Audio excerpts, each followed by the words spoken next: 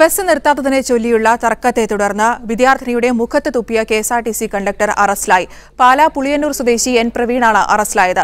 കണ്ടക്ടറുടെ മോശമായ പെരുമാറ്റത്തിൽ വ്യാപകമായ പ്രതിഷേധമുയർന്ന സാഹചര്യത്തിലാണ് പോലീസിന് പുറമെ കെഎസ്ആർടിസി വിജിലൻസും ഇയാൾക്കെതിരെ അന്വേഷണം നടത്തിവരുന്നത്.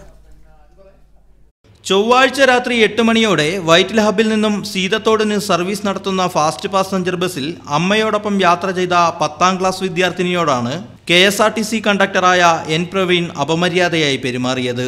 സ്റ്റോപ്പിൽ ബസ് നിർത്താതിരുന്നതിനെ ചൊല്ലിയുള്ള തർക്കത്തിനിടയിൽ ഇയാൾ വിദ്യാർത്ഥിനിയുടെ മുഖത്ത് കാർക്കിച്ചു തുപ്പുകയായിരുന്നുവെന്നാണ് പരാതിയിൽ പറയുന്നത്.